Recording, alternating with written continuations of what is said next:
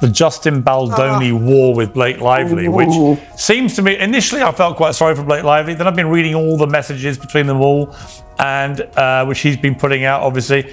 And it just seems like a pair of absolute weapons-grade narcissists. Now, spray gunning each other with as much dirt as they can possibly do. Wrested his movie away from him and decided to try to hurt him with petty, made-up, out-of-context complaints. It's insane. What are you talking about? She genuinely is not aware of how insane she's. Stylist, I'm the costume designer on Gossip Girl. But anyone who works with me, I love it. It's like drinking through a fire hose. You're like, wow, I come in and I'm like, this is what we're gonna do.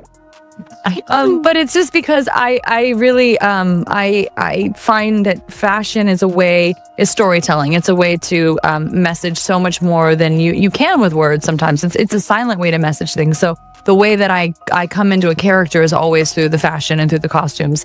So saw in another interview you said that Ryan, actually your husband Ryan Reynolds, wrote part of that rooftop scene. Is that true? Yeah, that's, I mean, I would have to compare it to the original one, but that's 99% his. Yeah, he just added, I mean, Chrissy Hall wrote an incredible screenplay. It was, one of the reasons that I wanted to do this film, but also, there are natural tweaks and modifications that come in when the actor is hired and you're trying to infuse your own personality and your own authenticity. And it's like, women are people of multitudes. And, I think that it was important to me that it didn't just feel like someone's interpretation of like female gaze. Like it really was, this is what we like, this is what we listen to, this is what makes us feel these vibes. And we had an incredible music supervisor, Season Kent, and one of our editors, Shane Reed, who, fun fact, he was my editor on Taylor's music video that I directed. And I was obsessed with him. And I was like, this guy is amazing. And he never edited a movie before. He just finished Deadpool and Wolverine, and he came on and helped us with this one. And he has incredible taste in music. And we share the same composer as well from Deadpool and Wolverine. So there's a lot of sharing. Yeah, I mean, as for the drama between them, like, if what he's alleging is true, she sounds like an absolute nightmare. I mean, I get the impression that it's like a prima donna that's come in, tried to take over and hijack the movie, and when she didn't get her way, she brought her much richer, more successful and powerful husband in to lay down the law. And the result was a disjointed production that had all kinds of problems behind the scenes, and Baldoni, by the sounds of things, got completely shafted in this one. So if all of this is true, he's 100% justified in suing her. Control, that's selfishness, that's entitlement. This woman is a monster. I don't understand how they do not understand why we do not like them. Weird. Okay, weird. Weird. Look, I went through the 160-page timeline and evidence document that Justin published on his website in detail, as well as what he presented to the court, because it was fascinating. Yeah, it was fascinating. I mean, if even only half of what he's saying is true, Blake Lively is a complete nightmare. Blake Lively is caught in old footage, revealing that, yes, her secret plan is to always take control of the movies and lie to the director. Show up on a set, I knew that they just wanted me to show up and look cute and stand on a little pink sticker where I'm supposed to go and say what I'm supposed to say. But I also knew that that wasn't fulfilling for me, that I wanted to be a part of the storytelling, that I wanted to be a part of the narrative, whether that be in the writing, in the costume design, in creating the character.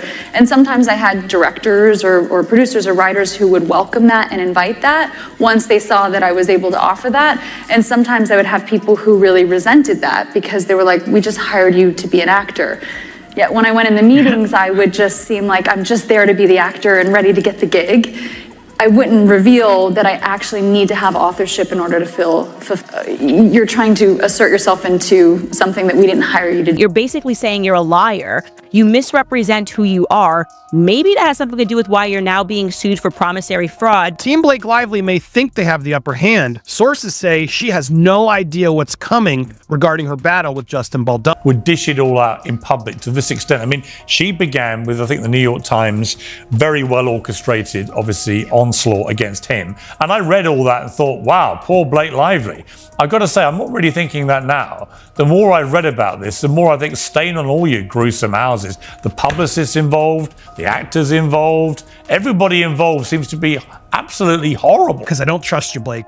I do not trust. Picture this. You're cozied up, scrolling through your feed, maybe indulging in a snack that's definitely delicious, but debatably healthy. Then, bam, your screen lights up with a red carpet shot of Blake Lively. She's glowing, all charm and elegance, flashing that signature Hollywood smile we've come to adore. But wait, here's the twist. Rumors are swirling that behind the scenes, Blake isn't just a beloved actress and social media sweetheart. Some claim she's been quietly pulling the strings in one of the most strategic Hollywood power moves we've ever seen. Could it be true? Has the Queen of Cupcakes and playful banter with Ryan Reynolds also been playing chess while the rest of us watched checkers? Let's dive into the whispers and find out. Is that she's not interested in being a part of a team. She just wants to own it all. And that's fine. If that is your method of working, then do that. But you have to create your own projects. You have to put yourself in that position that you are in charge, not take it from somebody. Piers Morgan's latest expose claims Blake Lively's Hollywood rise wasn't just talent and charm, it was strategy. According to whispers, she's mastered the art of well-timed headlines, influential friendships, and power dinners that would impress even the sharpest industry players. Sound surprising? After all, we're talking about the Blake Lively, the effortlessly cool actress who basically redefined knee-high boots on Gossip Girl. But if these rumors hold weight, there's a lot more to her story. Before she was cracking Instagram jokes and baking treats, Blake first won hearts as Bridget in The Sisterhood of the Traveling Pants. Then came Gossip Girl, where she became Serena van der Woodsen, the ultimate it girl, beloved by the media, effortlessly stylish, and seemingly drama-free. But was that flawless image carefully curated? Insiders claim Blake knew how to work the room from the start, winning over the right people with charm, sharp instincts, and allegedly homemade pies. Because really, who can resist a rising star who flatters your indie film and hands you a slice of dessert? Saying you're a liar, you misrepresent who you She's a serial fraudster. That's called fraud. that you go in there and you're like, yeah, I'd like to be an actor, and then you take over I everything. don't think she even realizes what she's admitting. Sometimes they'd let me and sometimes they wouldn't. And then she goes further and says, I would just lie to them in the audition process. Now, let's be clear. There's nothing illegal about being charming and strategic. But the buzz isn't just about Blake Lively's good manners. It's about how she may have actively steered her own rise. From well-placed compliments to taking extra press opportunities others passed on, insiders say she became the Hollywood sweetheart no one could say no. To which, let's be honest, is a superpower more valuable than invisibility and far more profitable than web-slinging. And of course, we have to talk about Gossip Girl, the show that made headbands iconic and convinced millions to lounge on the Met steps, despite how uncomfortable that actually is. While it started as an ensemble, some claim it gradually became Serena's world, with everyone else playing backup. Rumor has it Blake built strong ties with the show's higher-ups, ensuring her character got the best love triangles, the juiciest drama, and most importantly, flawless lighting. Because if you're playing the Hollywood game, top-tier lighting is non-negotiable.